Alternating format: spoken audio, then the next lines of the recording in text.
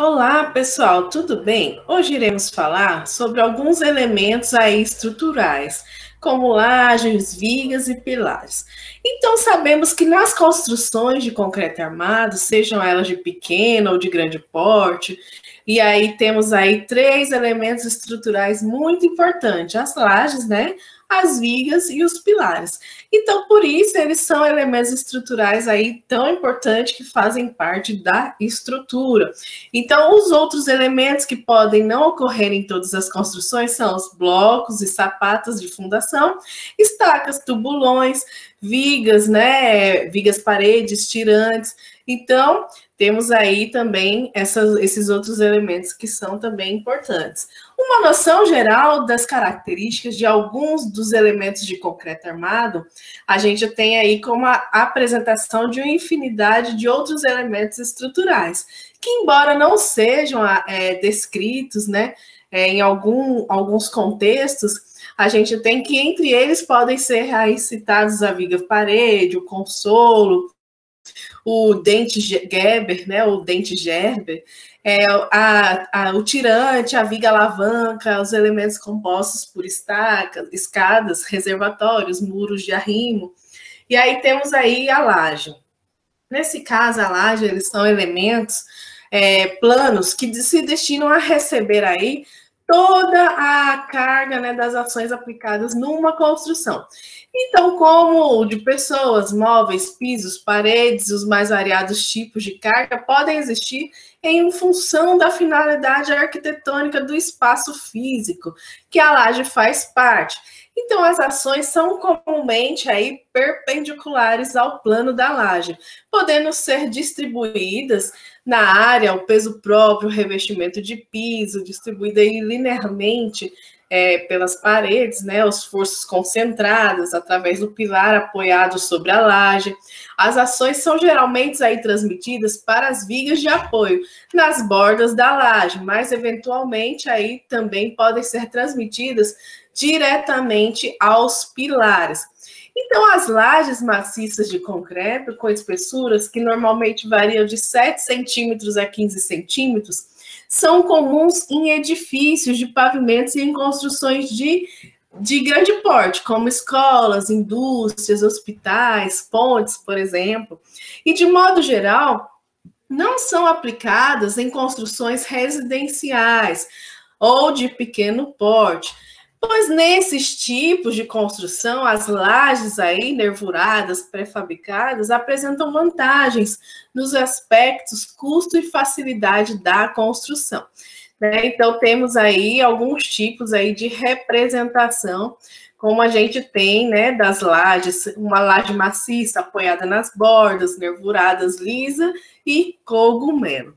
Então, a laje maciça é um termo que se usa para as lajes sem vazios apoiadas em vigas de bordas, como aí as lajes referentes, né, que a gente fala aqui, as lajes lisas, né, a laje lisa e cogumelo, ela não tem vazios, porém tem outra definição.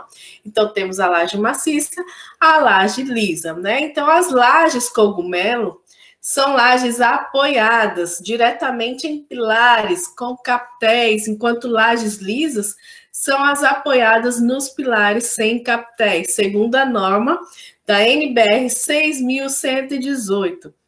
Então, as lajes lisa e cogumelo também são chamadas pela norma como lajes sem vigas. Então, elas apresentam a eliminação de grande parte das vigas com uma principal vantagem em relação às lajes maciças. Embora aí, por outro lado, tenham maior espessura, né? Então, são usuais em todo tipo de construção de médio e grande porte, inclusive em edifícios de até 20 pavimentos. E apresentam aí como vantagens custos menores e maior rapidez de construção.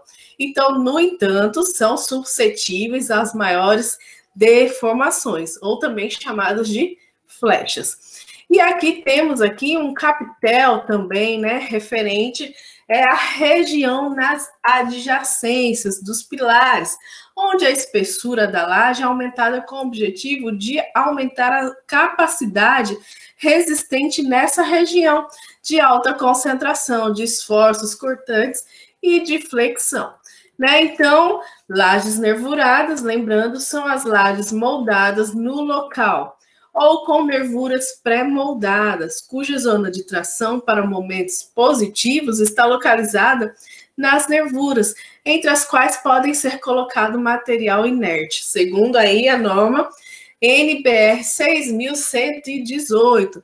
As lajes nervuradas, né, pré-moldadas, elas são aí comumente chamadas de pré-fabricadas. Então, olha aí as dicas, né? Existe aí também as lajes nervuradas moldadas no próprio local, sem material de enchimento, feita com moldes removíveis. Então, as lajes aí pré-fabricadas do tipo treliçada, onde a armadura tem o desenho de uma treliça espacial, ela vem ganhando muito espaço, né, na aplicação em construções residenciais de pequeno porte ou até mesmo em edifícios de baixa altura, principalmente devido ao bom comportamento estrutural e facilidade de execução. Em algumas cidades aí, principalmente em São Paulo, começa a surgir também lajes com nervuras pré-fabricadas, protendidas, com preenchimento de blocos cerâmicos entre as nervuras, né? Então, há longos anos, existem também as lajes alveolares protendidas, então largamente utilizadas nas construções de concreto pré-moldado. Então, olha quanta dica importante, né? Interessante. Então, vamos lá para as vigas. Então, pela definição ainda da NBR 6118, as vigas elas são elementos lineares em que a flexão é preponderante.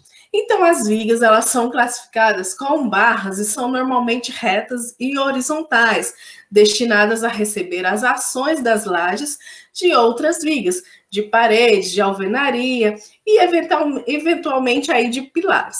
Então, a função das vigas é basicamente vencer os vãos, as transmissões, as ações.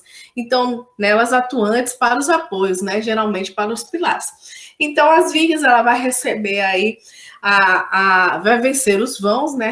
Referente aí à transmissão das ações, das cargas aí atuantes para os apoios e vai distribuir para os pilares.